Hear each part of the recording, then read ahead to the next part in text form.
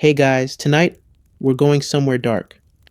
Not metaphorically, like literally dark, as in earth under your fingernails. Wake up to the smell of mildew kind of dark. We're stepping into the weary shoes of a gravedigger. Not the elegant top hat kind you see in Victorian novels. No, the real ones. The ones who slept in sheds, coughed in their porridge, and knew the difference between fresh soil and something unsettling beneath it. You think you've had a rough workday?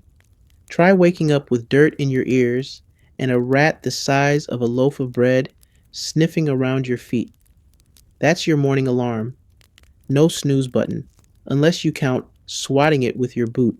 So before you get comfortable, take a moment to like the video and subscribe, but only if you genuinely enjoy what I do here. And let me know in the comments where you're tuning in from and what time it is for you. It's always fascinating to see who's joining us from around the world. Now, dim the lights, maybe turn on a fan for that soft background hum, and let's ease into tonight's journey together. You wake up to the sound of something dripping. Not poetic rain, not dew, just drip onto your forehead. It's likely condensation from the rotting timbers above you, or worse, rat urine from the beams. Welcome to the shed they let you sleep in. It's not even a full shed. 3 walls, a roof with ideas of retiring, and one extremely judgmental rooster that insists on announcing dawn from your doorstep. The straw you sleep on is less bed and more hostile ecosystem. It crunches when you roll, which is impressive, considering it hasn't been dry since last March. It smells like mildew, foot, and possibly regret. There's a blanket, yes, but it doubles as your coat, triples as a body wrap for transporting corpses. It's a little stiff around the edges, probably from that rainstorm burial in October. The first few seconds of consciousness each day are a sensory overload. The scent of damp linen, your own sour breath, and that earthy tang of turned soil that clings to you like a jealous ghost. You blink, sit up, and scratch. Something bites back. Might have been a flea, might have been a moral consequence. Hard to say, and you're not alone. Oh no, there's a buzzing, a persistent one. Flies. They follow you like little winged predators. Because guess what? You smell like work and death. And last Tuesday's burial that didn't quite go right. Historians still argue whether grave diggers were viewed as essential or just a tolerated nuisance. But one thing's clear. No one wanted to stand downwind of you. Your work clothes are waiting for you. If by waiting, you mean still damp from yesterday and folded neatly over a broken crate. Linen tunic? Technically, more like a collection of stitched together apologies. Wool vest? Only half of it remains. And boots? If you still have both, congratulations. Most diggers lost one to mud or misplaced it into an open grave mid-shift. You slip into them anyway. Because what else is there? As you step outside, your first breath is thick with fog and chimney smoke. The village is just waking up. Somewhere a baker is grumbling. A dog is barking at absolutely nothing. But you? You walk toward the edge of town, away from the sounds of life and into the place where the quiet settles, deep, heavy, and eternal. Children pass you on their way to market. They stare. Mothers pull them close. You can hear the whispers. Don't point. He touches the dead. It's said like an accusation, like you chose this, like you applied with a glowing resume and a letter of recommendation from death himself. Truth is, your uncle died, and you inherited the job the way some people inherit goats or old debts. At the graveyard gate, you pause. It's not really a gate. Just a creaky wood arch with a cross nailed on, slightly crooked, like even Christ didn't want to stand up straight here. You know every mound, every marker, every fresh patch of dirt like their family. Morbid, maybe, but when your coworkers are corpses, you get attached to the scenery. You sigh. Another day, another 10 shovelfuls of rock laced earth. Your back already hurts, and you haven't even picked up the spade. But hey, at least the dead don't talk back. Breakfast is generous if you're a pigeon. For a working human, it's more like punishment with calories. You sit on an overturned wheelbarrow just outside the cemetery shed, surrounded by tufts of damp grass and a smell that can only be described as composted sorrow. Your meal is served on a splintered wooden plate, which also doubles as your lunch tray, dinner tray, and occasionally emergency shovel. It's yesterday's gruel, thick, cold, and with the consistency of wallpaper paste someone cried into. It's made from barley mostly, or oats, or sawdust. No one's really sure. You prod it with a stick to see if it's alive. It doesn't jiggle. That's not a good sign. You sprinkle in a pinch of salt, not for flavor. There is none, but because old Thomas swears it keeps the spirits out. Spirits meaning ghosts, or mice, or possibly diarrhea. You eat quickly, mostly because you don't want to see what happens to the gruel if it's exposed to air for too long. The flies are already making plans. You wash it down with warm ale. Not a good kind. This is Gravedigger's ale, half fermented, cloudy, and vaguely suspicious. Think of it as medieval kombucha, but brewed in a bucket you once used to store bones, which you did last week. There's a crust of bread if you're lucky, dense, dark, with more seeds than dough.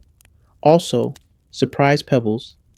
See, the millstones weren't exactly precision tools, so you're not just chewing bread, you're slowly grinding your molars into smooth, sad nubs. Archaeologists actually found that medieval grave diggers often had flattened teeth from this exact kind of bread.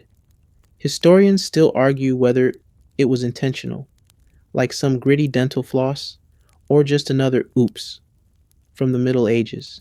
But hey, you eat. Because the other option is not eating. And when you've got 12 bodies to bury and not enough daylight, you need every chewable calorie you can get. The breakfast nook, if you can call it that, is beside the storage shed. It contains everything you need for work: rusted tools, stiff rope, one lantern with a cracked glass pane, and a long hook no one talks about. You also keep your seat here, an old church pew salvaged from the fire 10 years ago. The part you sit on is mostly ash and splinters. It creaks louder than a confessional booth during tax season. You glance at the burial ledger, hand scrawled in soot and smudged ink.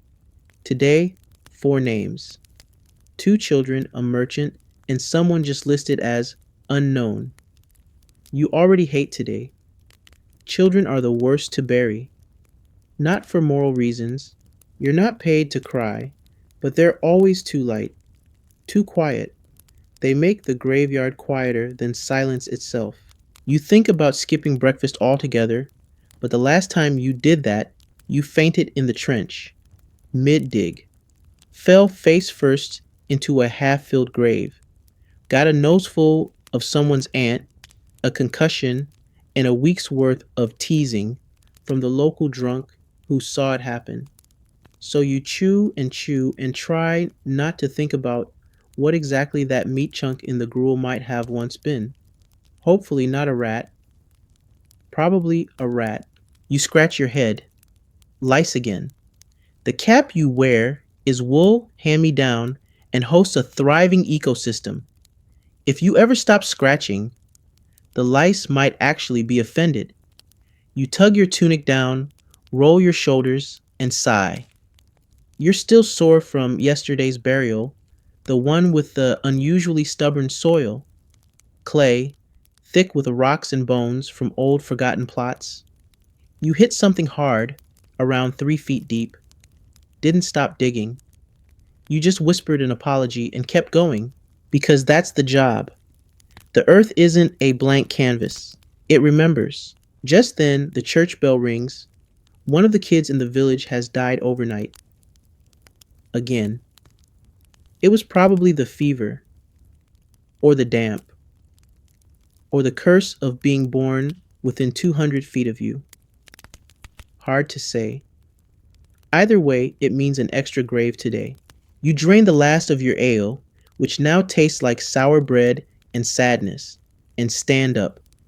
Your knees pop like badly made pewter hinges. The morning sun glints off the shovel leaning against the shed wall. You pick it up. It's heavier today, or maybe you're just more tired. Either way, breakfast is over, and so is your moment of peace. You grab your tools, a shovel that's seen better centuries, a pickaxe with a loose head, and a length of rope stiff enough to stand on its own. The graveyard's main path crunches beneath your boots, gravel, twigs, and the occasional nail from an old coffin that refused to stay buried. There's a wheelbarrow, too, though calling it that is generous. It's more like a lopsided cart that screams in protest when you ask it to move. You give it a gentle kick. It rolls exactly 1 foot and stops, offended. The ground is soft today. That should be good news. It's not. Soft ground means rain. Rain means mud. Mud means everything takes twice as long and smells 3 times worse.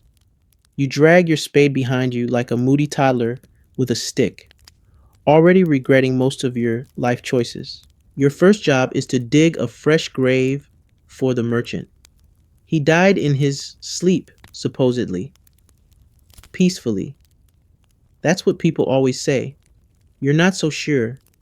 The body's in the shed, under a sheet, and smells like it lost a fight with a cheese wheel. You set your feet and push the shovel in. The earth squelches. Lovely. It clings to your boots like debt. Every scoop is a negotiation. The topsoil is easy, crumbly, loose, and only mildly haunted. But below that, clay. Thick, wet, and temperamental. Your shovel hits it with a dull thunk, sending vibrations up your spine. You lean into it. Again. Again. 10 minutes in, you're sweating like you owe the sun money. Your tunic sticks to your ribs. Your arms ache. Your back begins composing a letter of protest. The cemetery is quiet, except for the occasional bird call and the faint sound of someone somewhere playing a flute badly.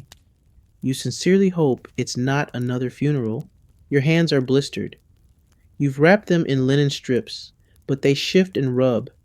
You can feel a new blister forming just above the thumb, right where the wooden handle has a splinter the size of a toothpick.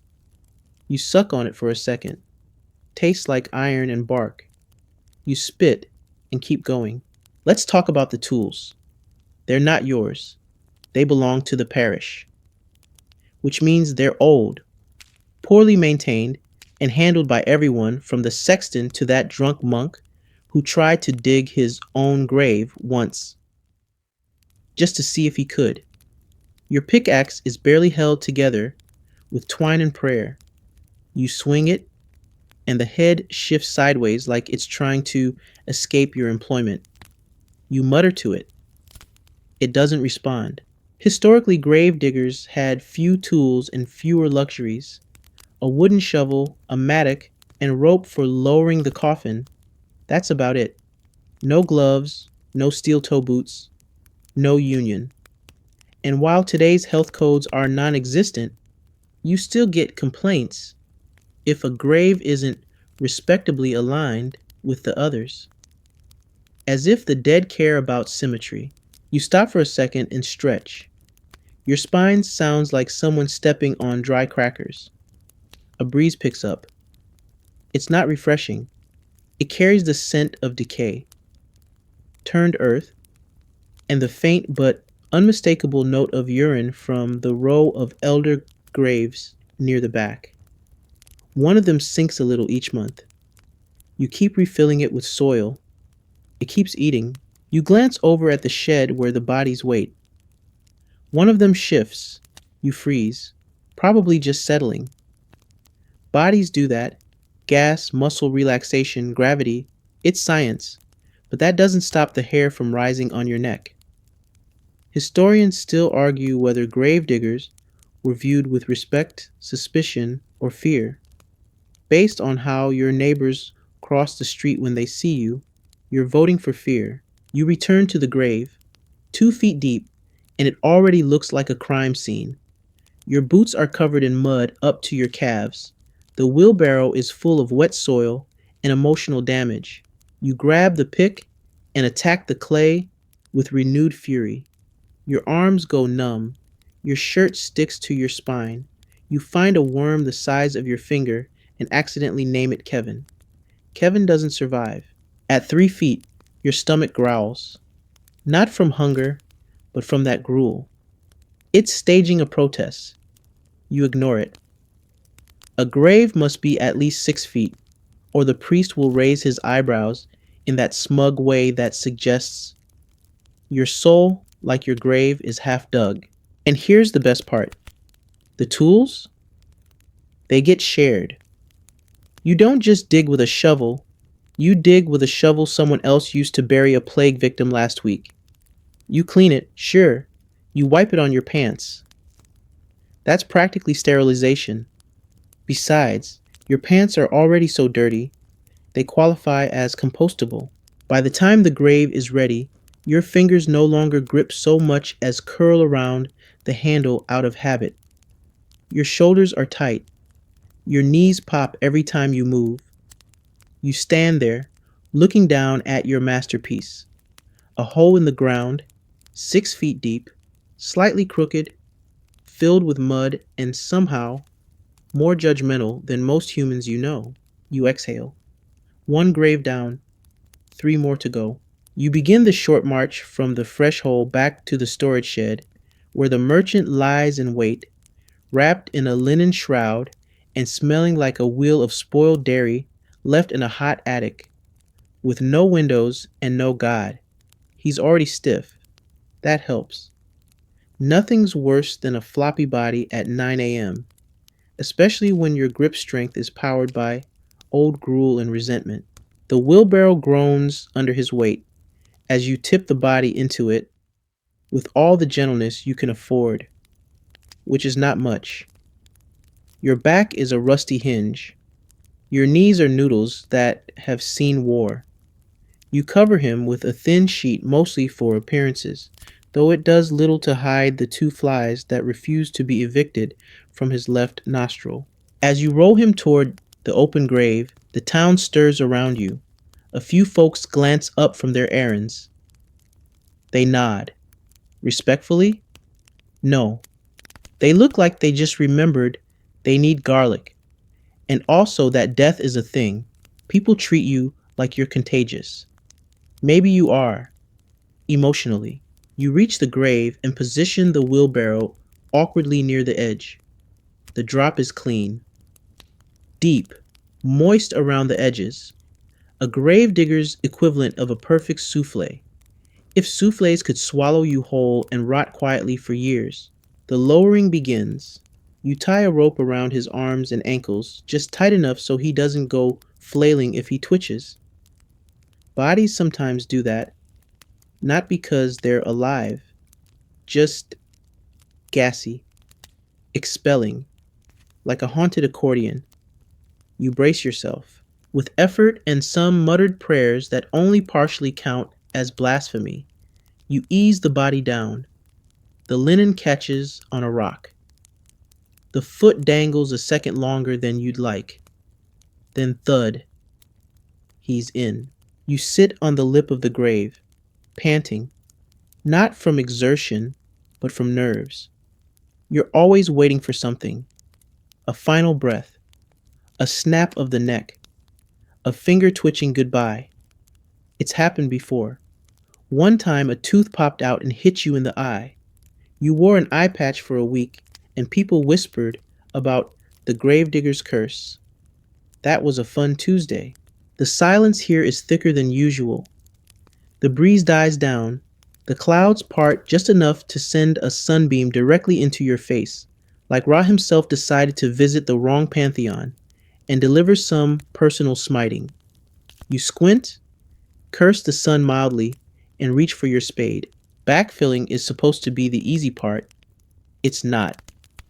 It's never easy shoveling earth onto someone who had a name yesterday and will be mossed tomorrow. You toss the dirt with more ceremony than usual. The merchant had decent boots once.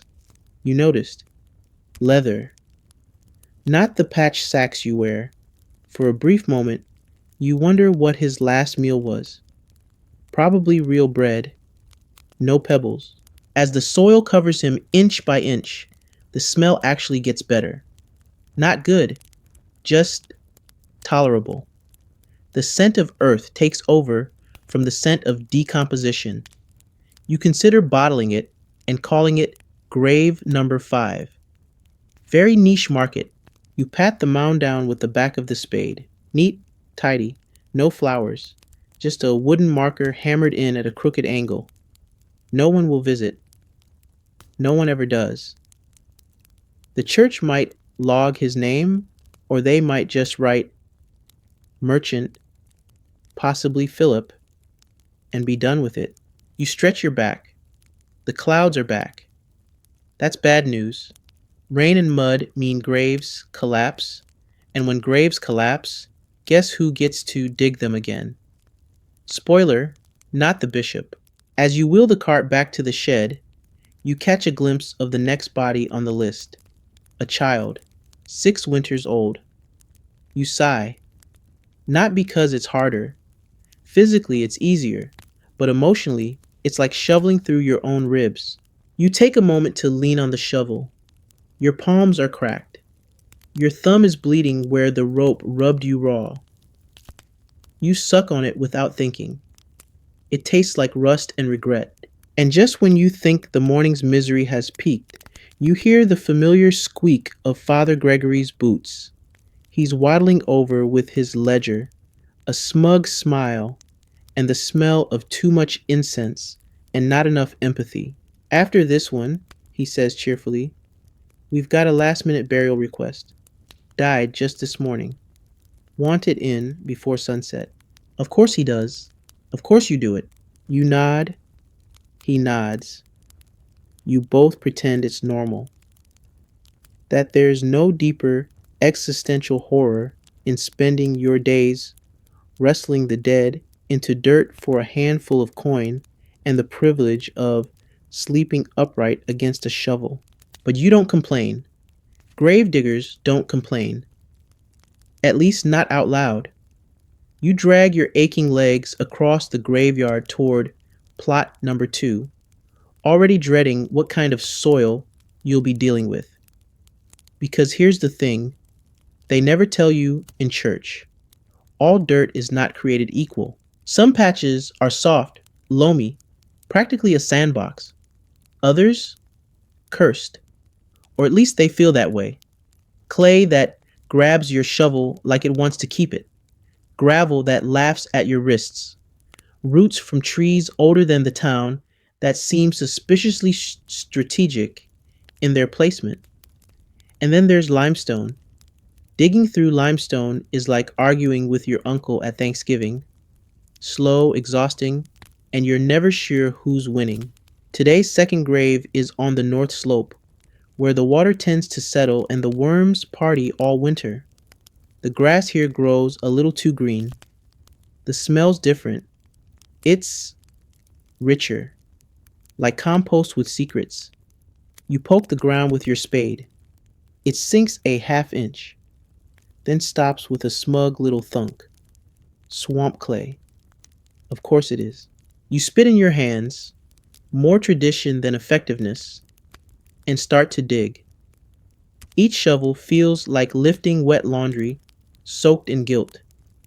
The earth clings, fights back, slips off your blade, and flops onto your boots like it knows exactly where it's not wanted. After just a few minutes, your socks are soaked. Historians still debate whether medieval diggers ever dried out completely. Based on your experience, the answer is no. You think about the kid you're digging for. You don't know their name.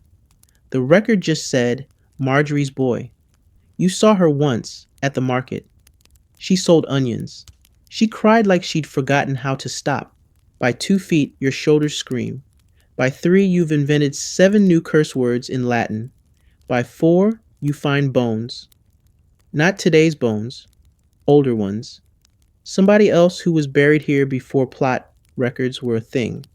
Happens more often than it should.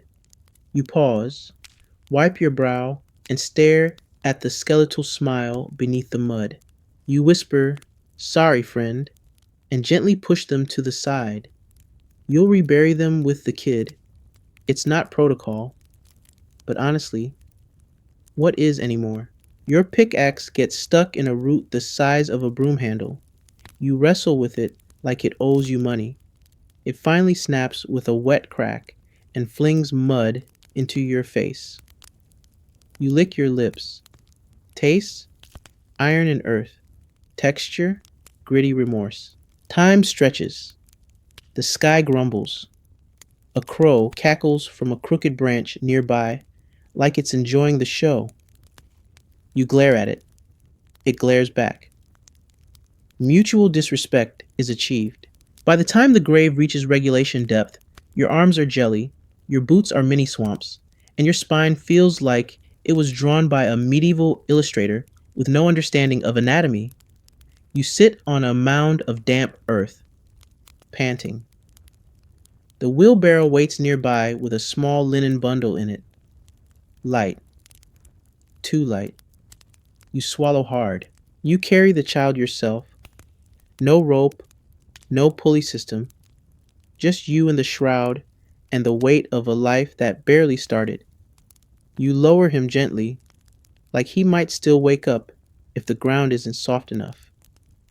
He doesn't. The backfilling takes less time, but it hurts more.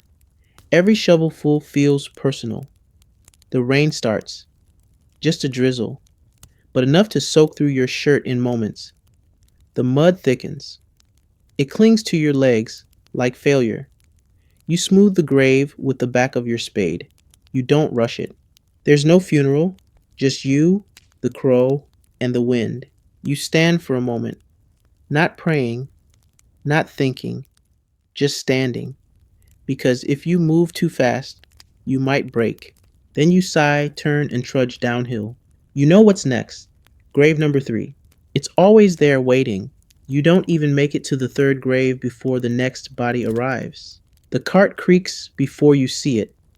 Wheels warped from too many wet seasons and too few repairs. It's pushed by 2 parish boys, barely old enough to shave, but already old enough to look like they've seen too much.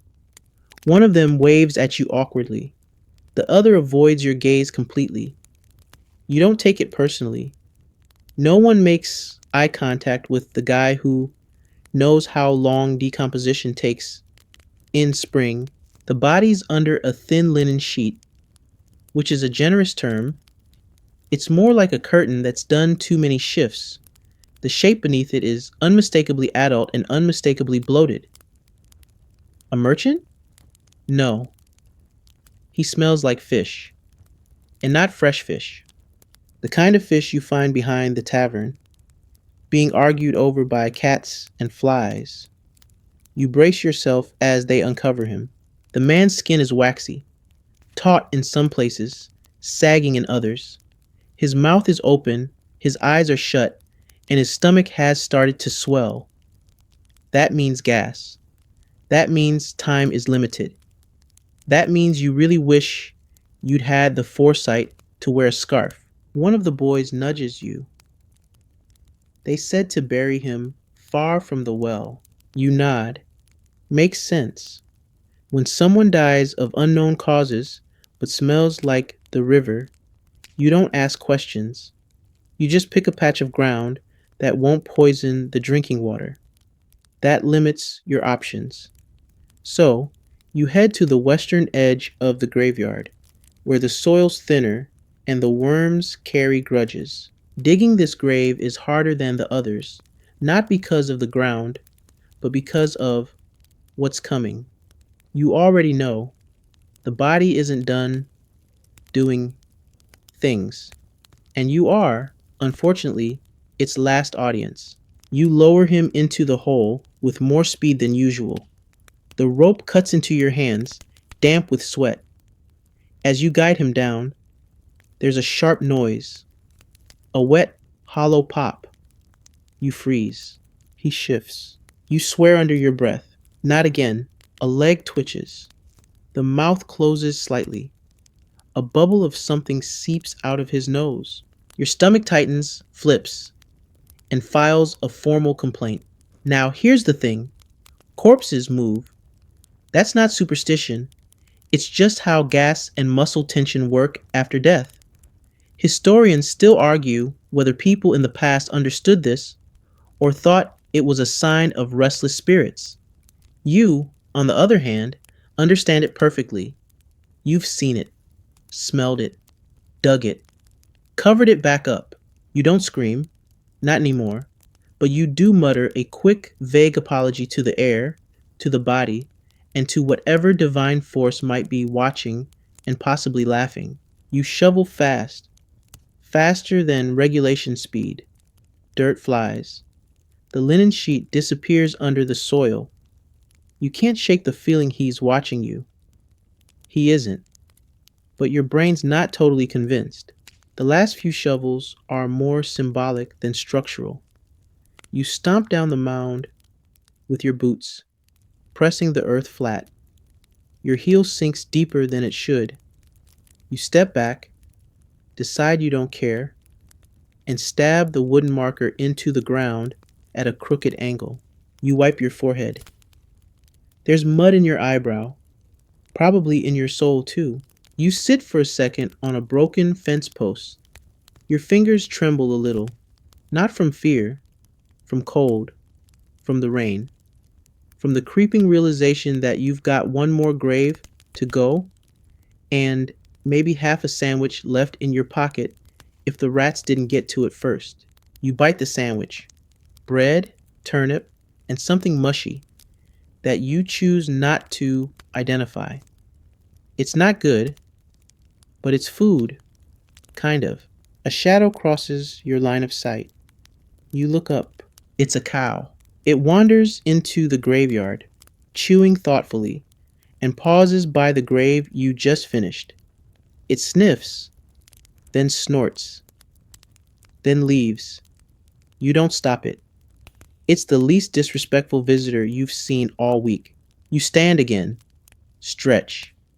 Every joint sounds like a medieval xylophone. Your boots squish. Your back threatens to go on strike, but you move anyway, because there's still one body left. Still one hole to dig. Still one more reason to regret skipping school and becoming a grave digger. By the time you reach the fourth grave, the rain has upgraded from polite drizzle to full-blown performance art. It doesn't fall, it hurls. Sideways. Into your ears, your collar, your dignity. Your tunic clings to you like a needy ex. Your boots, already soggy, now sound like you're stomping loaves of wet bread. And your spade? That traitorous slab of wood and iron? It's heavier than ever, likely absorbing the mood of the day. You're digging through clay again, this time with puddles forming faster than you can bail them out. Every shovel fills with more water than soil. You toss it anyway. What else can you do? Ask the bishop for a tarp. You tried that once. He gave you a sermon. As you stab the earth, something shifts under your foot. You stumble, catch yourself on the edge of the grave, and look down. There's a slick, pale shape peeking from the wall of the trench. It's a foot, not your foot. You stare. It's just bones, old, long forgotten. No shroud, no marker, just toes curling in eternal confusion. Probably buried decades ago, maybe even centuries. Someone nobody claimed, someone the records forgot. You shift the grave over a few feet, not out of fear, just basic spatial courtesy. This is the sort of moment they never paint in illuminated manuscripts. Gravedigger negotiating with the dead about elbow room. Historians still argue whether reusing burial plots was necessity or neglect. You vote for both. The land is limited, the dead are not.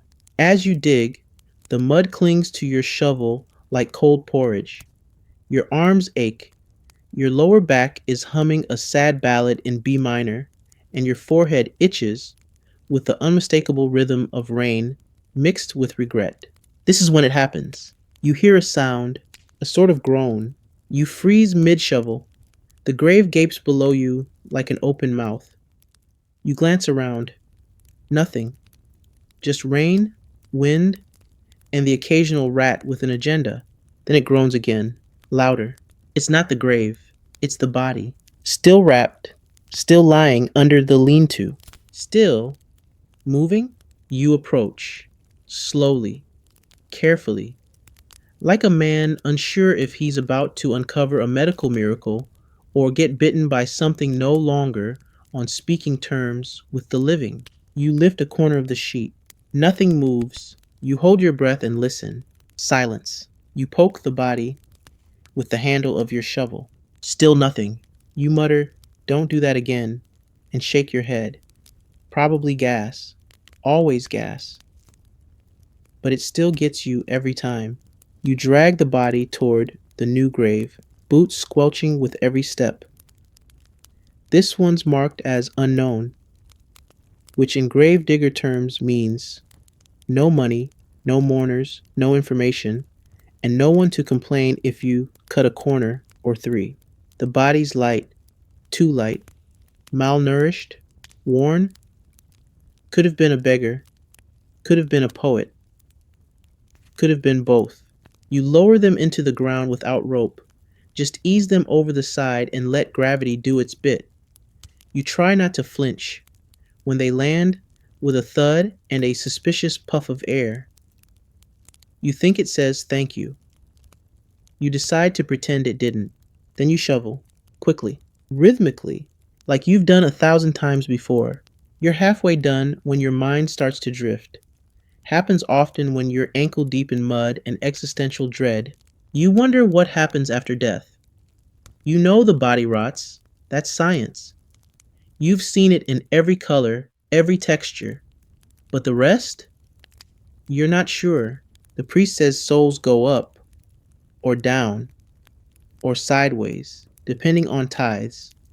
You mostly think they just go somewhere. Maybe the dead dream. Maybe they sleep. Maybe they stand at the foot of their own graves, watching you work, silently critiquing your form. You smooth the topsoil, pat the mound flat. Another job done. Another person forgotten. You carve unknown into a scrap of wood and jab it into the soil. It wobbles. You shrug. Close enough. You sit down. The rain finally slows. Your stomach rumbles. Your body aches. But at least for now, the graveyard is quiet, almost peaceful. You lean against a half-fallen headstone, close your eyes, and let your breath slow until the bell rings again. Someone else has died. Of course they have. You don't even flinch when the bell rings anymore. That particular sound, a dull metallic clang from the chapel tower, is as routine as the sunrise, though you haven't seen a sunrise properly in weeks. Too many clouds, too much dirt in your eyes, too many mornings spent with your head inside a half-dug hole and your dignity at half-mast. Still seated against the leaning gravestone, you inhale deeply, regretting it immediately. The smell is a cocktail of damp wool, decaying leaves, wet leather, and something spicier. A ripe, gamey undercurrent. you've come to associate with the recently deceased. You'd call it eau de death if you were in the business of medieval perfumes. A top note of old meat, a heart of mildew, a base of shame and unmet burial quotas. Your own smell is no better. It clings to you like a jealous ghost. Sweat, soot, and funeral breath. Your tunic, if it were alive, would sue you for mistreatment. The armpits have evolved into their own weather systems, and the back, permanently creased from countless hours bent over a grave like a poorly maintained bridge. The shroud of odor doesn't just follow you, it precedes you. Dogs bark when you pass, children sneeze, women cross themselves, not because they think you're evil, necessarily, but because you remind them that human bodies are mostly water, and all water eventually leaks. You stand, stretch, and feel your spine realign in a way that's both satisfying and mildly concerning. The mud on your boots has dried into cracking scales. You look like you're wearing Gollum shoes. You trudge back toward the tool shed to drop off the shovel and maybe give the rope a firm shake. It's gotten tangled again, as it always does. Probably the rats, or, as the sexton once joked, the souls of the improperly buried. You laughed. He didn't. You're still not sure if he was kidding. The graveyard itself is oddly beautiful in the rain. Ivy crawls up old crosses. Water pools in forgotten hollows. Moss thrives where names have faded. If you didn't know better, you'd think it was peaceful. But you do know better, because under every mossy bump is a body, or parts of one. Sometimes it's bones and teeth. Sometimes it's just hair and speculation. And sometimes it's both.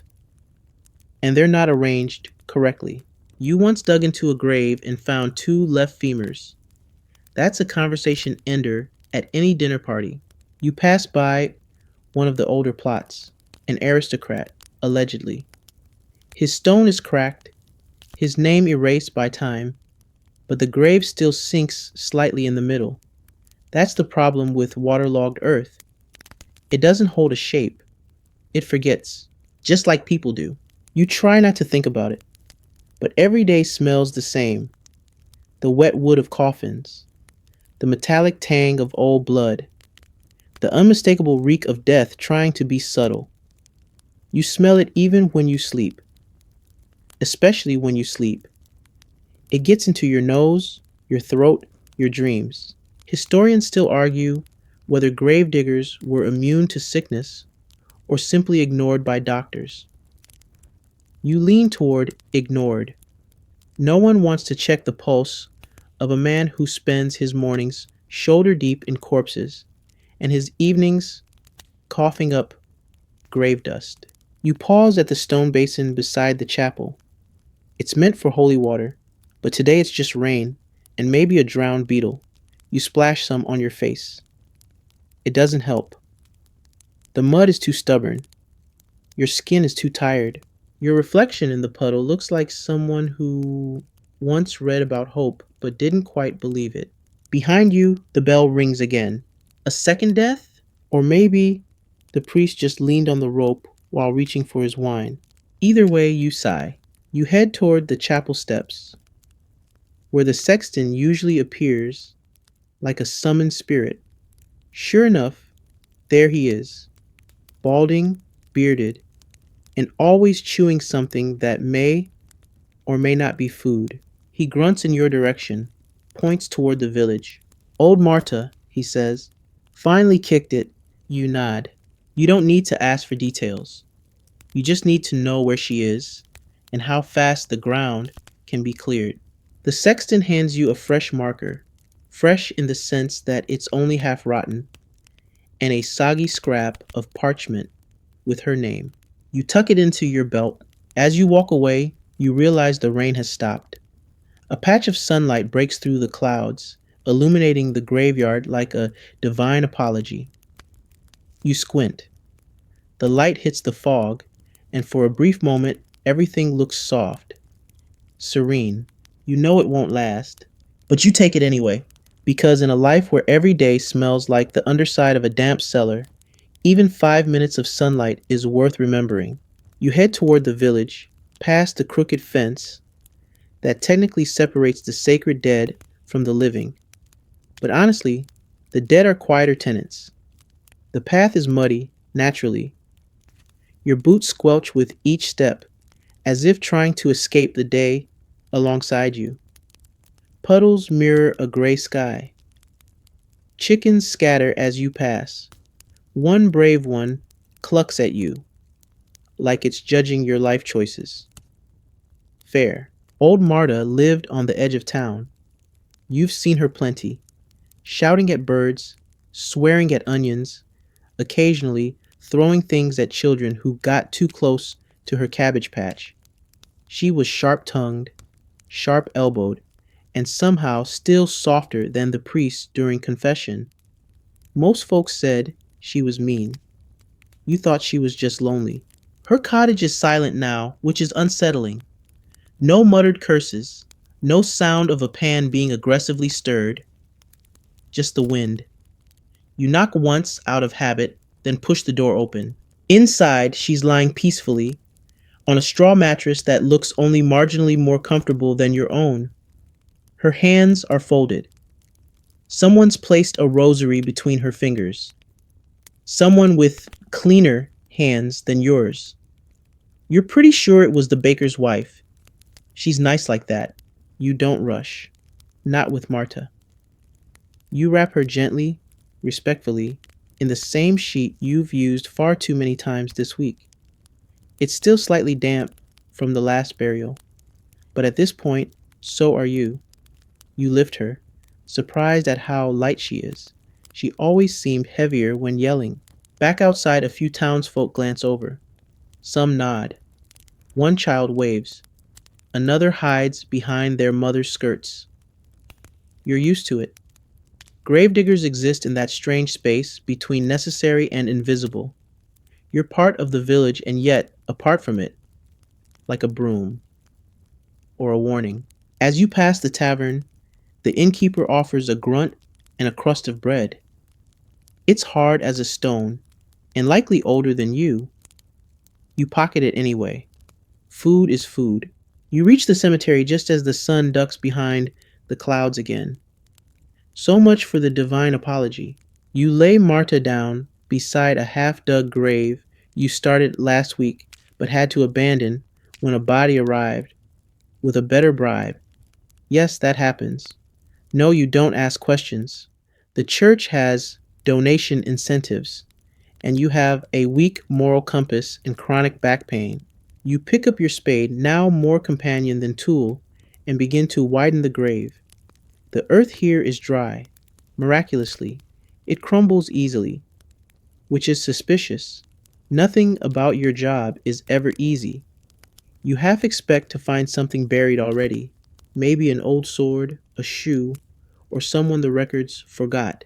Instead, you find a teacup, just sitting there, a chipped porcelain cup with faded blue flowers. You pause. It's too intact to be medieval, too fragile to have survived rain and rot. You pick it up, turn it over. There's no maker's mark, just dirt. You place it on a nearby headstone. Maybe Marta left it there years ago. Maybe it belonged to the last woman buried in this plot. Or maybe the earth is just weird today. You resume digging.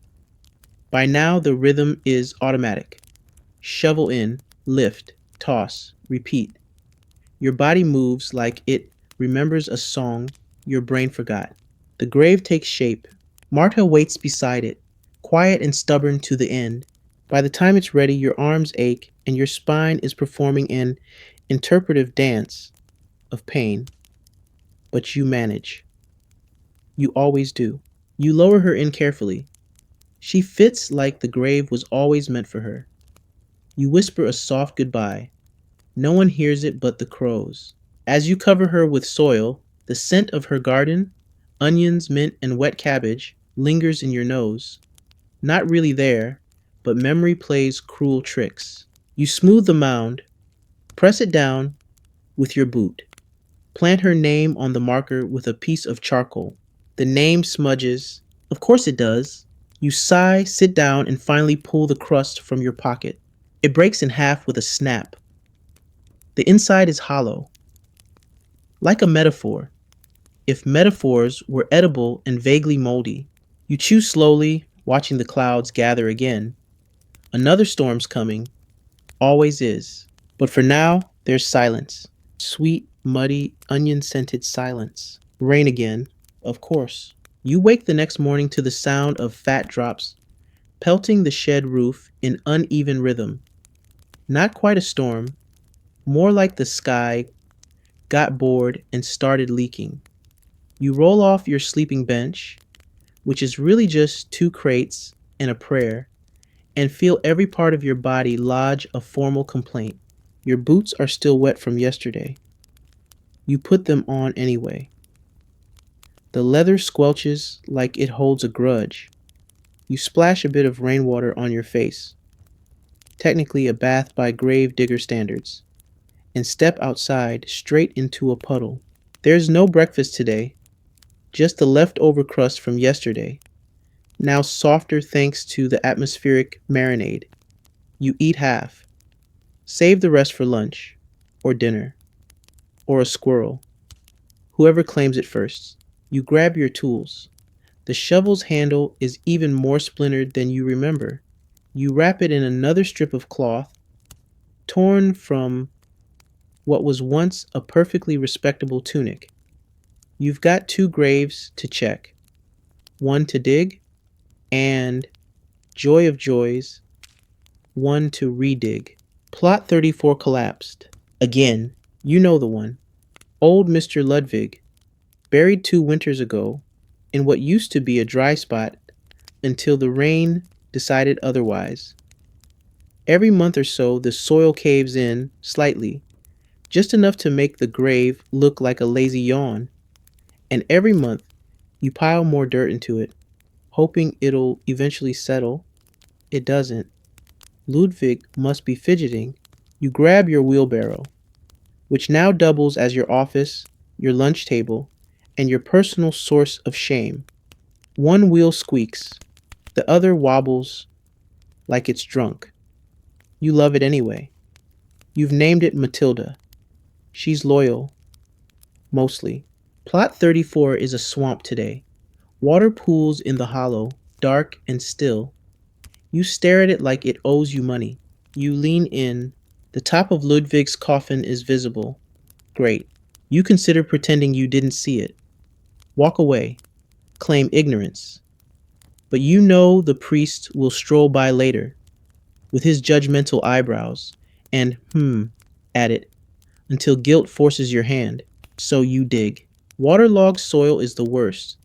It's heavy, sticky, and smells like root rot and forgotten sins. Your spade sinks, then squelches as you pull it free, flinging globs of grave mud onto your already disgraceful boots. By midday, you've added 4 wheelbarrow loads of soil. It's barely a dent. You dump the 5th one and pat it down with your boots, whispering to Ludwig to hold still this time. He doesn't respond. You take that as encouragement. You move on to the fresh dig for today. It's in the back corner of the graveyard, near the tree line where the rats live like petty landlords. The soil here is loose, mostly. You get halfway through the job when your foot hits something soft. Too soft.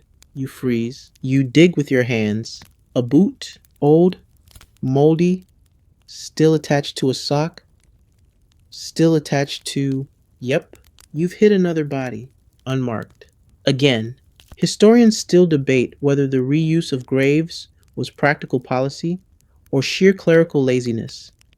You think it was both, and a little bit of, we'll never know, so just keep digging. You uncover the upper torso, say a quiet sorry, and shift the grave left by a foot. It's not ideal, but neither is life, or death, or your current sock situation. You hear a splat behind you. Spin around. A rat. Fat. Brazen. Perched on your wheelbarrow like it pays rent. You shout. It ignores you. You toss a clod of mud. It dodges, barely, and scurries off, but not before giving you a look that says, "You'll be next." You sigh and dig faster. Rats are the least of your worries. It's the rain that gets you. Constant damp means boots never dry. Cloaks get heavier. Even your underthings begin to mildew. You once found a mushroom growing in your sock. You named it Percival. He lasted 3 days. Your boots slosh with every step now. Your toes are beginning to prune. Gravediggers in this kind of climate used to suffer from trench foot, flesh rotting slowly from too much wet and too little care. You wiggle your toes inside the leather, still attached, for now. You finally finish the dig, smooth the walls, stare into the rectangle of moist earth and wonder how many more you'll dig before one is dug for you. You sit for a second. Stretch your back. Let the rain fall. It doesn't sting anymore. It just is. Another grave finished. Another day halfway done. You wring water from your sleeve, tip your head back, and let out the softest, sleepiest sigh a man with trench foot and mud in his teeth can muster. Just another Tuesday. You find yourself drifting toward the crypt. Not out of enthusiasm, of course. Crypts are rarely the setting for joy, or snacks, or anything not involving cold stone and colder company. But when the rain starts coming down, sideways, and the wind tries to remove your eyebrows, the crypt becomes the closest thing you have to a lunch break shelter, and possibly a spa, if your standards are low enough, which frankly, yours are subterranean. The crypt is set into the hillside. A moss-covered arch frames the narrow door, which groans when opened, like it too, is tired of your nonsense. You duck inside. The temperature drops immediately. Damp, dark, and decorated in early tomb, it's the kind of place that makes even the rats whisper. You've been here often enough to know where to sit. That one stone slab that doesn't wobble, beside the dry wall that only leaks during the heavier storms. You settle in, unwrapping your remaining crust of bread and the suspicious cheese wedge you forgot you were saving in your pocket. It smells like abandonment. You eat it anyway. The crypt is quiet. Well, mostly. Water drips somewhere in the back. Something scrapes against stone. Probably a mouse. Probably. The air smells of mildew, candle wax, and the lingering trace of incense from the last funeral, which was 3 months ago? 4? Time blends together when your calendar is measured in corpses. You bite your bread. It's more chew resistant than ideal. You chew anyway. Your jaw now joins your spine and feet in the grand orchestra of protest. You look around. Familiar shadows. Familiar names carved into the wall. Bartholomew the Elder. Anselma of the Roses. Doran the Vintner, who reportedly died while testing his own wine with too much enthusiasm. Some crypts are locked. This one isn't, either out of trust or budget constraints. Probably both. The idea is that only the church has reason to enter, but in practice, it's mostly you and the occasional drunk noble trying to impress a date with authentic ghost ambience. You take another bite and lean back against the wall. It's cold and surprisingly supportive, almost sympathetic. You sigh. You know you shouldn't nap. The last time you nodded off in here, you woke up to 2 rats sitting on your lap like they were about to ask you for rent. But the stillness is tempting. Even the air, rank as it is consistent, predictable. Not like the wind outside, which flips your cloak just when you need it most. Historians still argue whether medieval gravediggers had brakes. If they did, no one wrote about them, because let's be honest, who wants to read, "And then he chewed wet bread in a hole"? Still, here you are, living it, in all its soggy, bread chewing glory. You notice something etched into the stone beside you. It's faint, old, but clear enough to make out. Rest now and be forgotten. Cheerful, you smile despite yourself. You finish your meal, brush crumbs off your lap. They vanish into the dust like tiny forgotten prayers.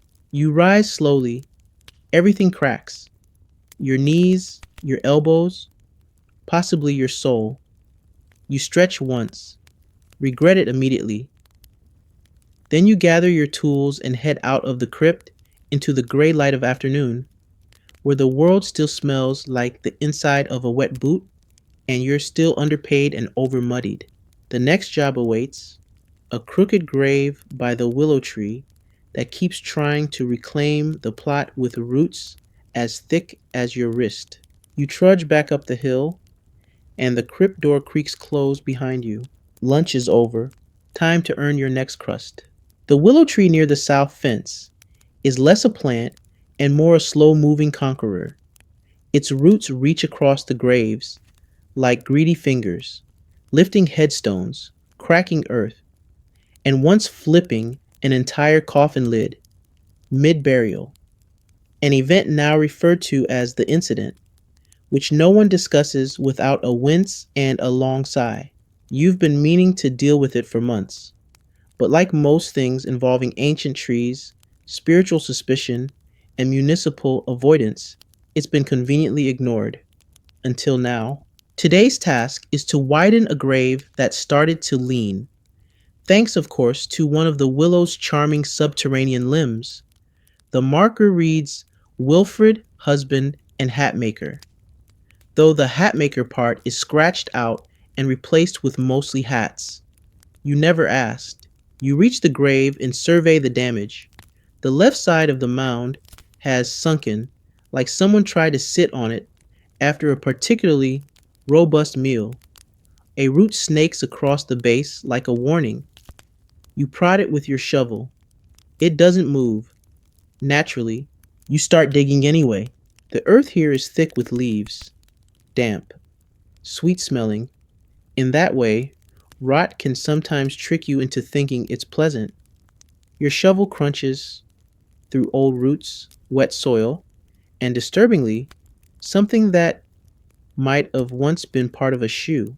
The willow groans above you, not in a mystical, haunted way, more like a tree that's been growing for 200 years and just remembered taxes exist. You curse it softly under your breath. The tree, not the shoe.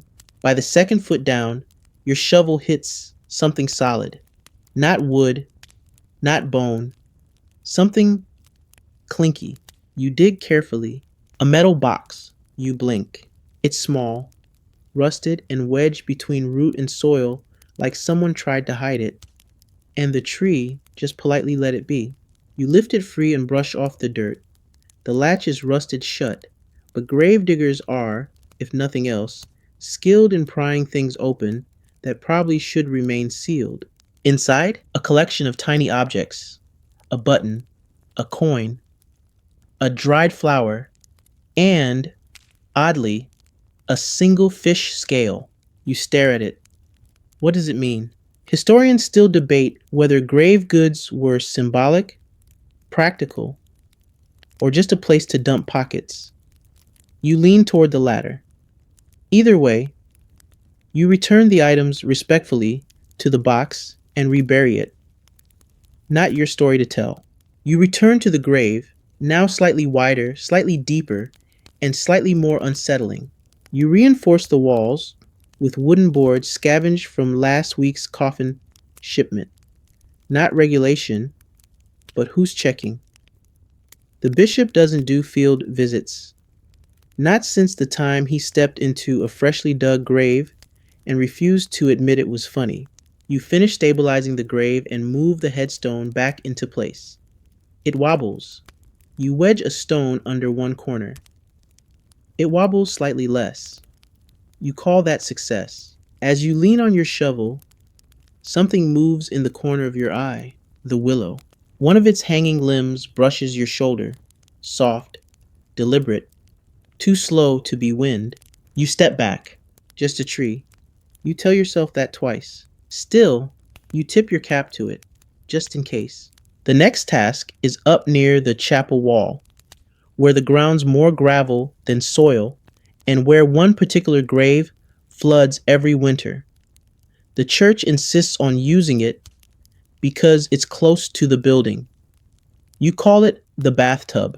The person going in today, a mason, died falling from a roof. Irony given his career. You push your wheelbarrow up the slope, boots slipping on mossy stone. At one point, you pass a nun who nods at you without looking. You're not sure she knows you exist. That's probably for the best. At the chapel, the rain has lightened into a mist, the kind that gets into your sleeves, your ears, and your mood. You start digging the bathtub, each shovel scraping through pebbles and swearing. You mutter to yourself. You hum. You curse the gravel. You find a broken spoon. You do not question it. By the time the grave is halfway done, your arms feel like sausages left too long in the fire. You pause, lean on your shovel, and look out across the cemetery. It's not awful. In the mist, the headstones blur. The trees sway. The world hushes. It's not quiet because it's dead. It's quiet because everyone else left. You're still here, still digging, still standing, still waiting for the next bell. The bell doesn't ring this time. Instead, the priest appears in person, boots squeaking, robes flapping, forehead glistening, in a way that suggests he's either just run across the churchyard or been sweating over a particularly intense theological argument with the wine cellar. He approaches with that familiar mixture of urgency and theatrical exhaustion. "We've got a situation," he says, like you're about to triage a battlefield instead of shovel out a muddy rectangle. You nod. This is how it goes. No details yet. First comes the gesture, then the sigh, and then, "She died in the bathhouse," he whispers. Like that's going to shock you. It doesn't. You're surprised only in the sense that anyone has the energy for a bath these days, or privacy, or soap. You simply raise an eyebrow, the universal sign for explain further, or I'm walking back to my crib for a nap. "Slipped on a wet stone," he continues, "broke her neck. We need the burial today, before supper." "Of course you do. Heaven forbid soup be delayed." He hands you the name scrawled on a scrap of parchment. Eleonora, spinner of flax.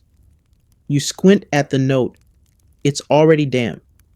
Soon it'll be unreadable. You commit the name to memory and watch as the priest scurries away, robes catching on a fence post, like the world itself is trying to slow him down. Eleonora. You think you've seen her at market. Tall. Laughed too loud. Always smelled vaguely of boiling plants. You collect your tools again and begin scouting for an empty spot. The only real option is the slope behind the apothecary's stone, the one where the soil is dry but shifty. The kind of dirt that looks solid until it decides it's not. But there's no time to be picky. You start digging. Each shovel digs into sandy earth that collapses slightly every time you blink. It's like trying to carve a hole in flour.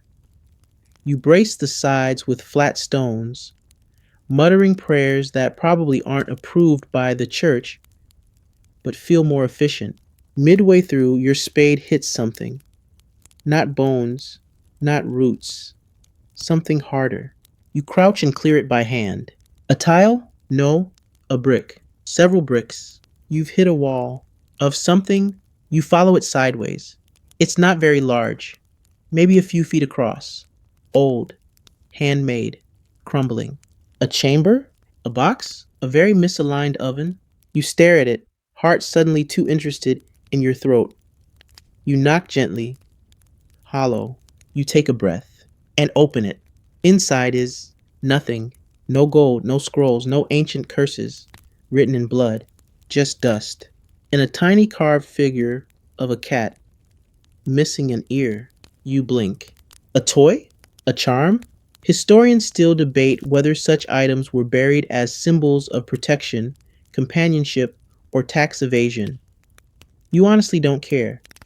You hold it for a moment, feel the smoothness of the stone, the long forgotten care that shaped it, then place it back and close the bricks gently.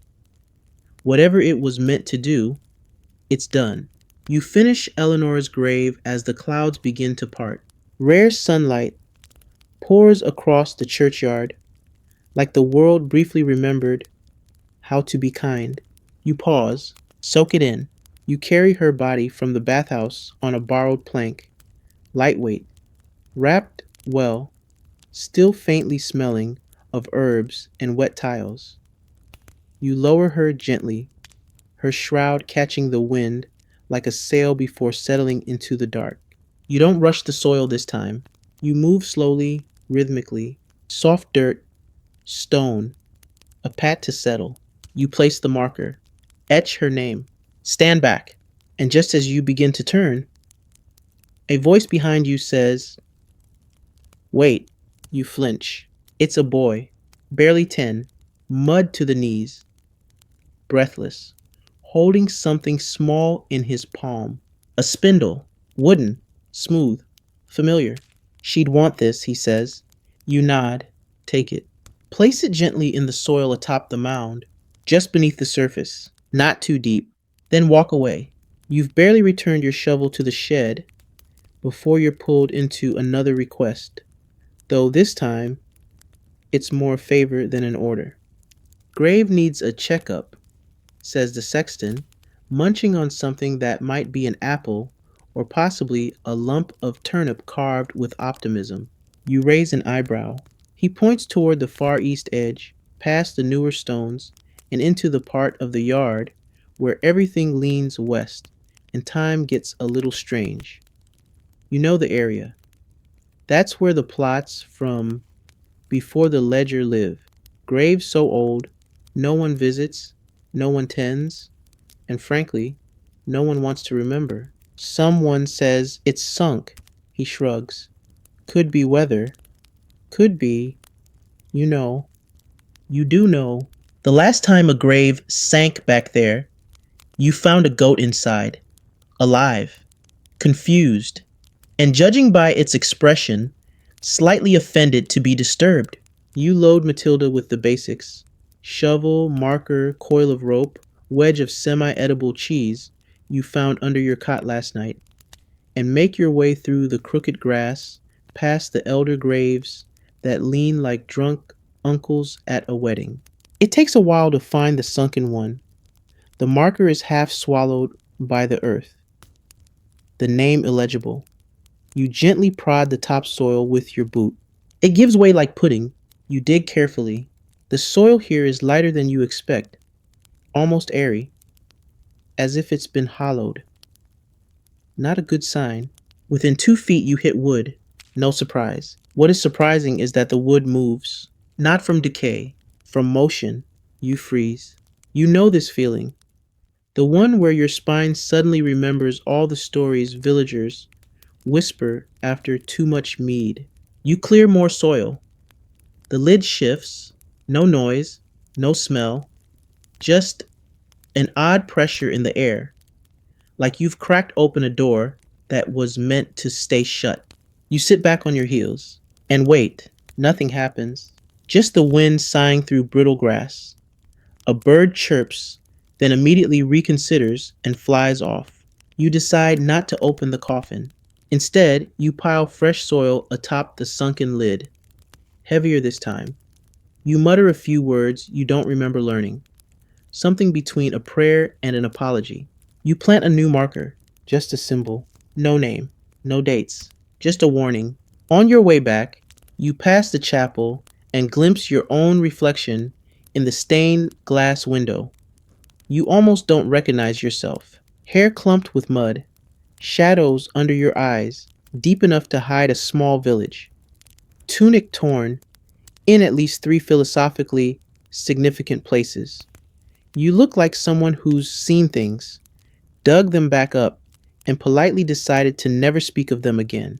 You head toward the northern fence for a moment of silence, and maybe a smoke, if you can find the half used stick you dropped last week behind a gravestone. You do. It's damp, but you light it anyway.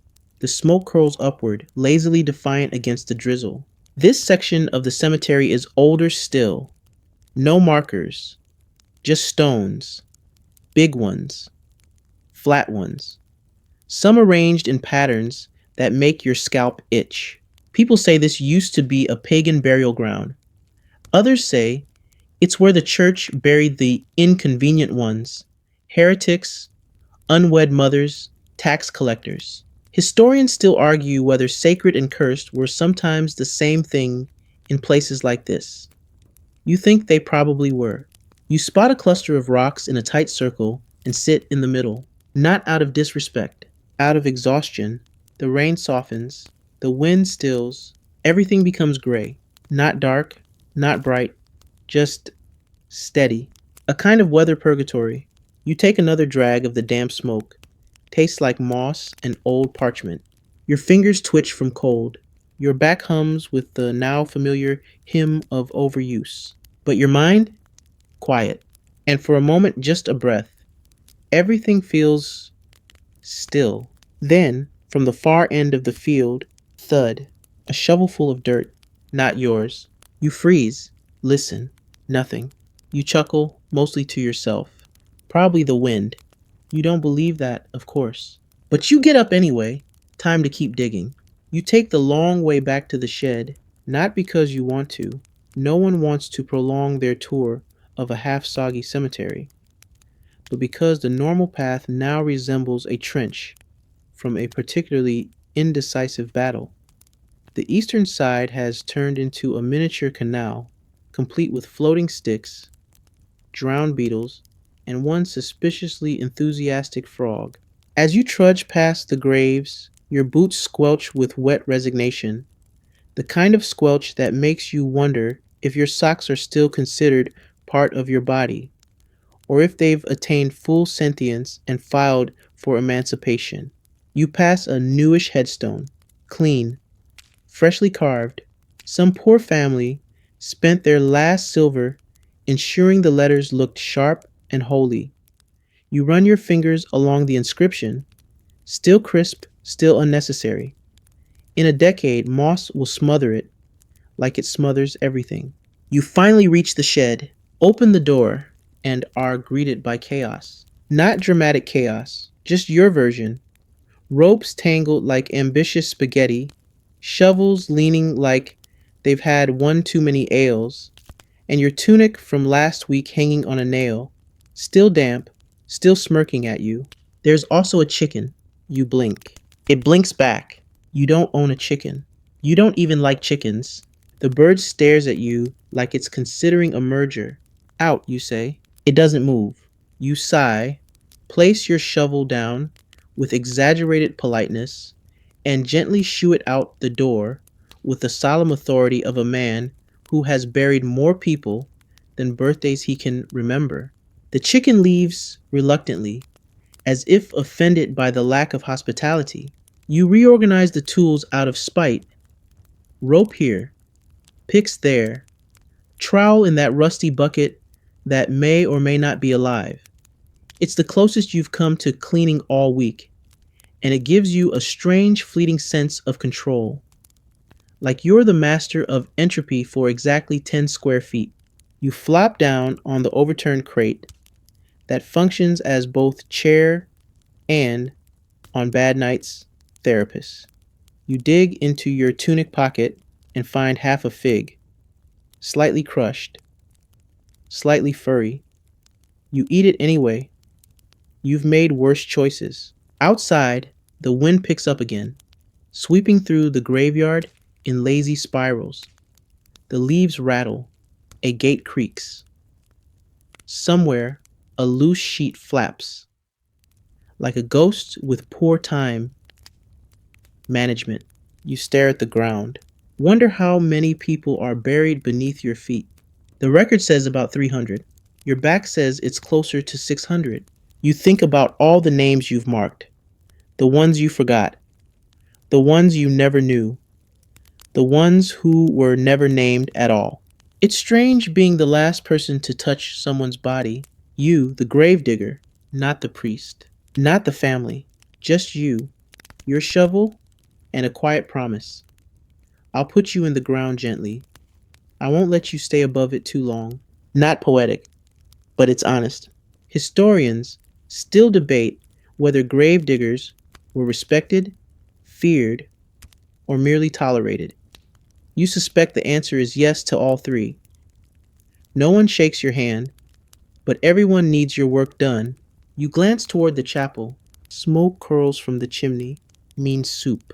Maybe. You consider going just for warmth. Just to hear someone else's voice. But you don't. Not yet. Instead, you grab a file and start sharpening the edge of your best spade. The one with the oak handle and the slight chip near the end. It sings when it slices through roots. It's earned more than most nobles. The blade scrapes against the file in a rhythm that soothes your frayed thoughts. You hum under your breath. A tune your mother used to sing. You don't remember the words, just the feeling of warmth, of soup, of dry socks. The wind whistles through the shed's cracks. Your lantern flickers, and for a moment, you're not sure if the shadows moving outside are trees or someone looking for a grave. The lantern flickers again, but you don't get up right away. You've learned better than to rush toward mysterious movements in the graveyard. Nothing good ever comes from curiosity when you're cold, underpaid, and surrounded by former people. Best case scenario, it's the sexton looking for a favor. Worst case, something you don't have theological training to handle. Eventually, though, the flicker becomes annoying. It's the wind, probably. Maybe a loose shutter, or a particularly ambitious moth. You rise with a grunt that sounds older than you are and step outside, shovel still in hand, not as a weapon, but as a habit. It's your third arm at this point. The air has shifted. It's colder, drier, and somehow quieter. Like the graveyard is holding its breath. You scan the rows. All seems normal. Crooked markers, sagging earth. That one statue that always looks like it's judging your life choices. Then you see it, a figure, standing by the oldest part of the yard, cloaked, motionless, too still, too quiet. You clear your throat loudly, no response. You shout, "We're closed?" Still nothing. You sigh and start walking toward them, slowly, boots crunching over frost-tipped grass. You're halfway there when the figure turns, and you realize it's not a stranger. It's the apothecary's apprentice, the one with the nervous hands and eyes that never quite look you in the face. He jumps when he sees you. "I didn't mean to, he stammers. You gesture for him to breathe. Finally, he blurts, "I lost something." You raise an eyebrow. "In the graveyard?" He nods. "A ring. My grandmother's. It slipped off. I was visiting. I didn't mean to disturb." You hold up a hand. People are always losing things in graveyards. Rings, pins, lockets. You once found a spoon, a tooth, and what you hope was an unusually shaped button. You motion for him to follow. Together, you walk the rows. He points out the area he thinks it might have fallen, near his uncle's grave, a recent one, only a few weeks settled, still puffy in the middle. You hand him a trowel. He hesitates. You start digging carefully, not deep, just enough to scrape the surface. The apprentice kneels beside you and does the same, his movements shaky. unsure. You find a beetle. He finds a clump of moss that he treats like it might bite him. Finally, he gasps, there it is, a small silver ring, simple, worn. He wipes it on his sleeve and holds it like it's made of gold and second chances. Thank you, he whispers. You nod. He starts to leave, then stops. They say you talk to the dead, he says. You blink. Not really, you reply. I just listen more than most. He nods again and vanishes into the mist like an awkward legend. You return to your shed. The lantern's steady now. Of course it is. You hang up your cloak and sink back onto your crate, suddenly aware of how tired your bones feel. It's not just the digging, it's the weight of it all. The silence, the memory, the sheer number of people who vanished into the soil beneath your feet. Historians still argue whether medieval people feared death more or less than we do today. You think they just accepted it sooner. When you watch someone fade beneath your shovel every other day, it becomes familiar. Not easier, just familiar. You lean back, close your eyes, and think about all the things people leave behind. Not just rings, but regrets, jokes, hugs they didn't give, letters they never sent. You wonder what you'll leave behind one day. A worn shovel, a misshapen boot print, a collection of half-sung tunes the wind still remembers. You smile, just a little, then fall into a sleep deeper than most coffins. You wake with a start, not from a dream. Those gave up on you months ago, but from the gentle patter of something overhead. At first, you think it's rain again, but the rhythm is wrong, softer, almost polite. It's snow. You shuffle outside and blink at the sky. Flakes drift lazily down, spinning and wobbling like they've had one too many meads at the solstice feast. The air smells clean, which is suspicious. You breathe in deeply, waiting for the familiar sting of damp rot. Instead, there's just cold, crisp, crisp and quiet. Snow changes everything in the graveyard. It muffles, softens, hides the lumps and dips. For a few precious hours, the earth pretends it's undisturbed. You know better, of course. You trudge toward the tool shed and retrieve your thickest cloak, the one that smells like old onions and mild despair. You sling it over your shoulders and take a moment to just listen. No birds, no bells, no villagers shouting, just the crunch of your boots in thin snow and the occasional creak from the chapel beams adjusting to the cold. You check the main path first. Make sure no one's wandered through during the night. Occasionally, someone gets it into their head to visit a loved one under starlight. Romantic, in theory. Hypothermic, in practice. Today, though, all is still. You start your morning rounds, brushing snow off the markers that need it most. The fresh ones, the ones with visitors, the ones with names still spoken at dinner. You pass by the grave of little Thomas, 7 years old, drowned in the spring flood. His marker is a small wooden angel, missing a wing.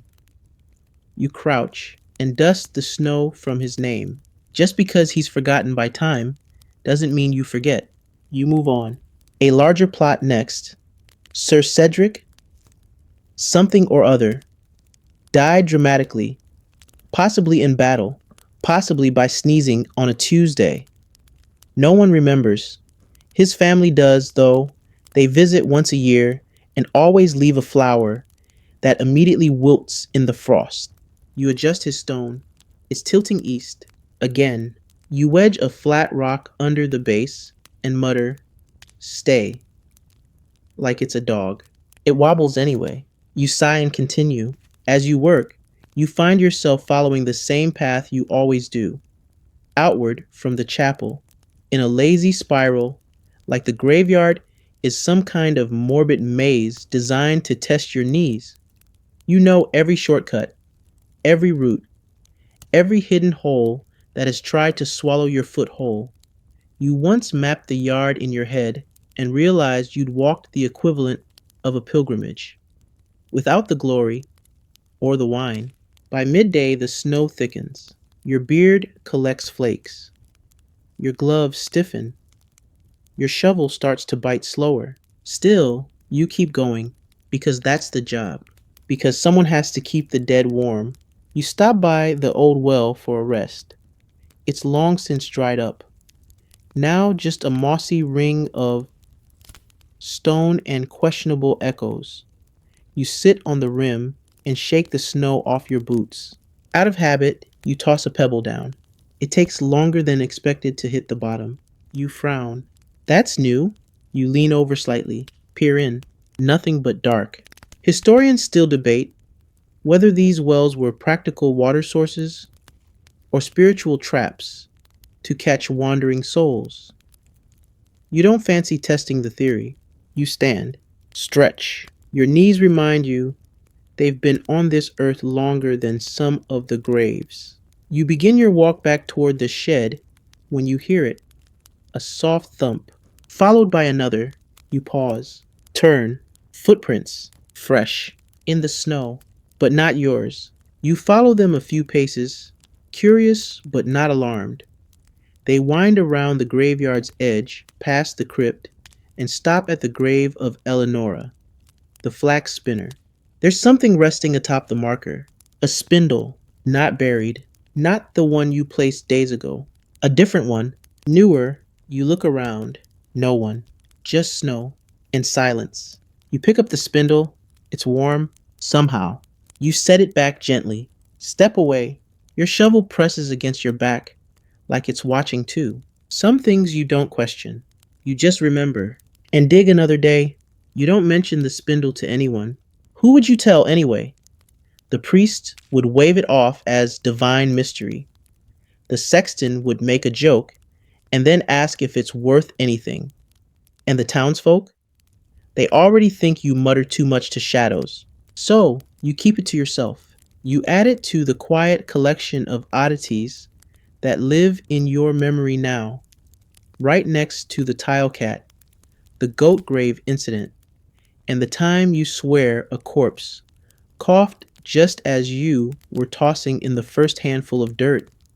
Not sneezed, not groaned, coughed. Today the snow sticks. The whole cemetery is under a thin white sheet, like it's being tucked in by the sky. The world slows. Even your breath seems quieter. You open the shed, and it feels more like a cupboard in a snow globe than a workplace. Everything is dusted in frost, including your spare pair of socks, which now resemble frozen snakes. You've got a fresh burial to prep. The body arrived this morning, delivered on a borrowed cart pulled by a very skeptical-looking mule. The deceased? A merchant. Name of Julian or possibly Julius. Nobody was entirely sure, and the man himself is no longer taking corrections. They say he sold spices, imported fabrics, once tried to peddle something called pickled pears in vinegar wine, which sounds illegal in several countries.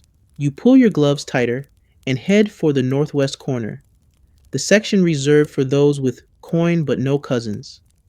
The grave there was pre-dug last week in a rare moment of optimism, and now it's crusted over. The opening rimmed with snow, like a sugar-dusted tart from a very grim bakery. You take the shovel and start breaking the crust. The sound is soft, satisfying. Crack, crunch, slice, like splitting ice with the heel of your boot. Beneath the snow, the soil is stubborn, half frozen. You'll need to work quickly if you want the grave ready before the ground hardens for real.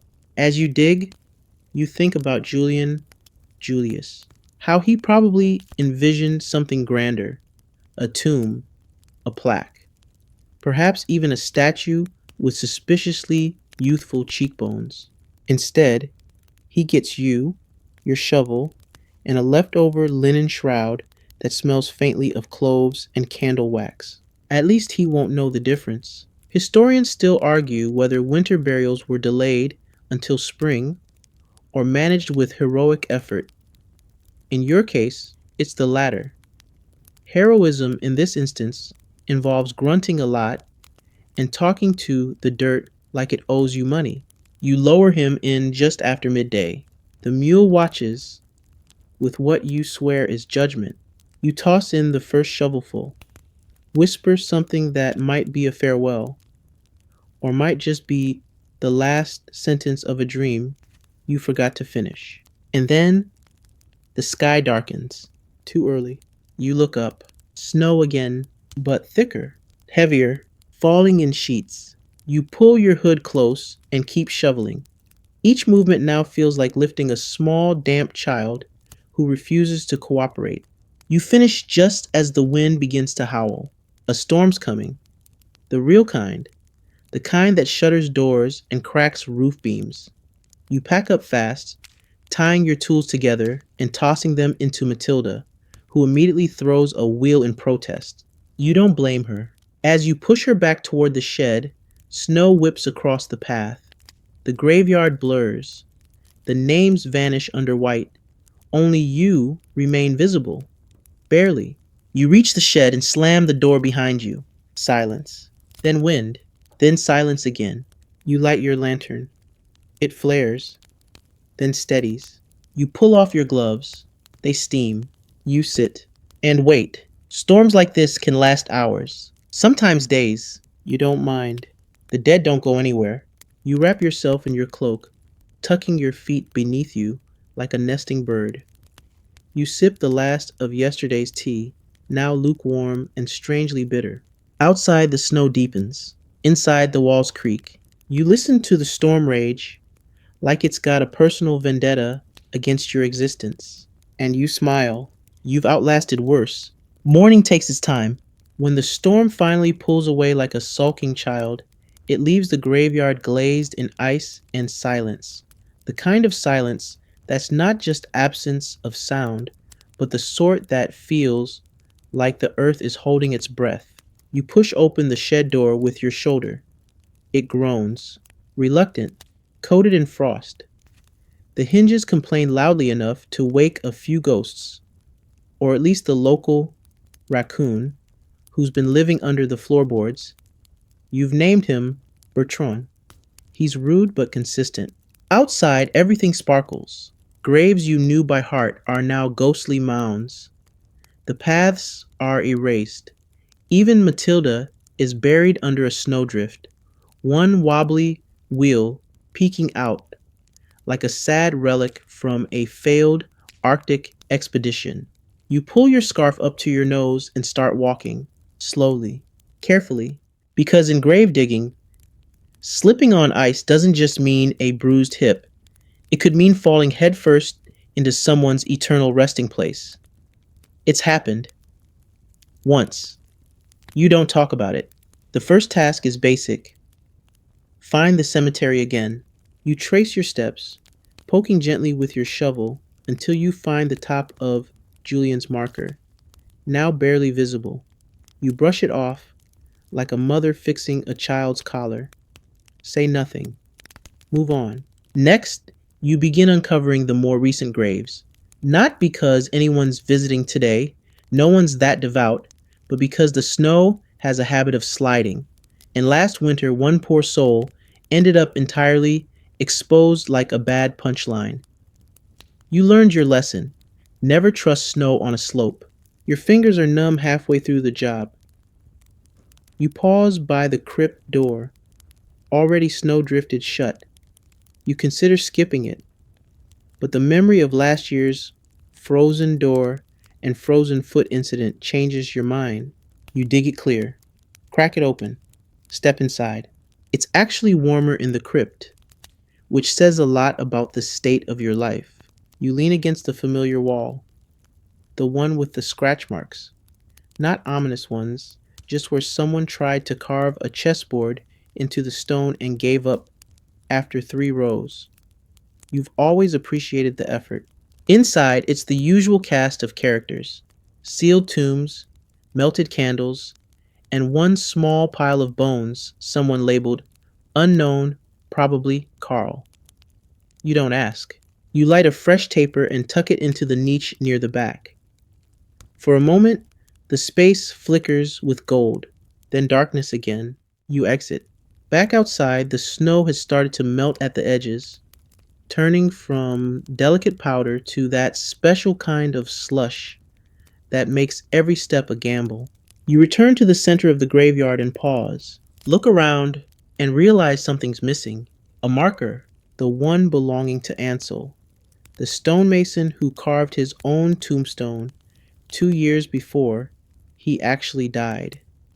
He even misspelled his name on purpose, so the Reaper would overlook it. You liked Ansel. You even liked his joke, but his marker? Gone. You check the nearby bushes, the hollow tree, even under Matilda. Nothing. Then you find it, halfway down the slope near the west fence. Tumbled, cracked. You sigh. Gather rope, a few wedges, a chunk of salted bread for strength. You haul it back up slowly. By the time it's upright again, your arms feel like cooked turnips. You run your glove over the carving. Here lies Ansel. Definitely not Ansel. You chuckle, out loud, then pat the stone like it's an old dog. Historians still argue whether medieval humor was morbid or just honest. You think it was both, and maybe that's why you've lasted so long. You get it. The jokes, the dirt, the sheer absurdity of life, and what comes after. You finish your rounds just as the bell rings from the chapel. One chime, late afternoon. You stop. Look up. Snowflakes drift again, lazily now, like they've remembered they're supposed to be gentle. You take off your hat, just for a second. Let the snow settle in your hair. Let the cold bite your ears. Let the world forget you're here. Then you put it back on, grab your shovel, and return to the shed. Another day done, another dozen to go. But for now, you sit, exhale, and let the silence stay. By the time evening curls in, like a tired cat, the cemetery is silent again. Not peaceful, just quiet, in the way old places get.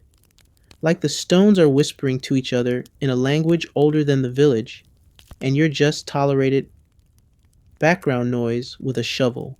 You finish stowing the last of your tools, giving Matilda a pat that's part affection, part apology.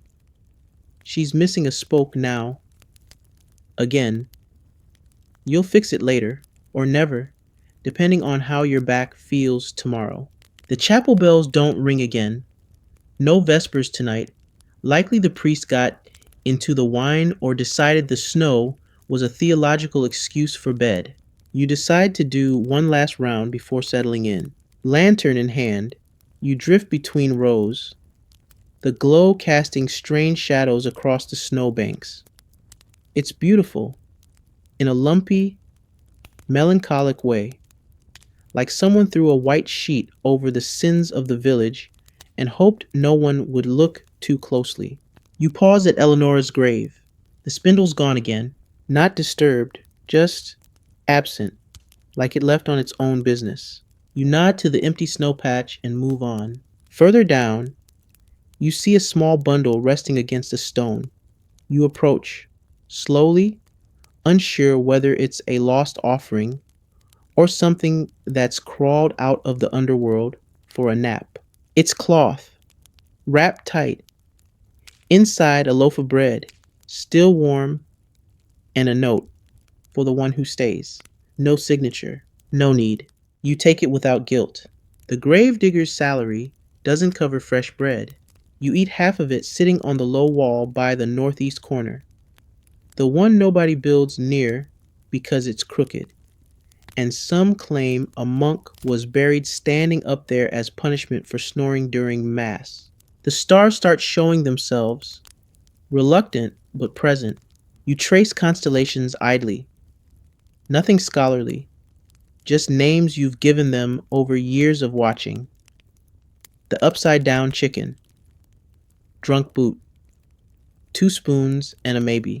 The graveyard creaks in the frost. You feel it more than hear it. In the wood of the fence, in the shifting soil, in the stones realigning themselves without your permission. You've been doing this long enough to know that cemeteries breathe, slowly, with the kind of patience only the dead possess. You wonder how many more graves you'll dig, how many more names you'll carve, how many more small, strange things you'll find and never mention. Historians still debate whether grave diggers believed in ghosts.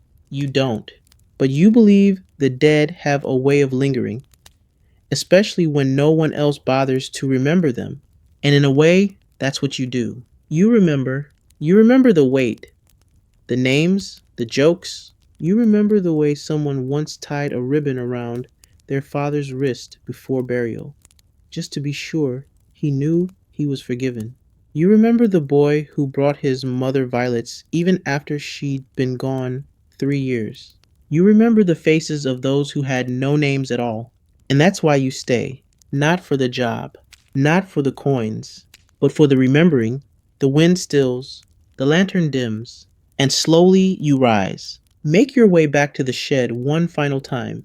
You close the door softly behind you, as if trying not to wake someone.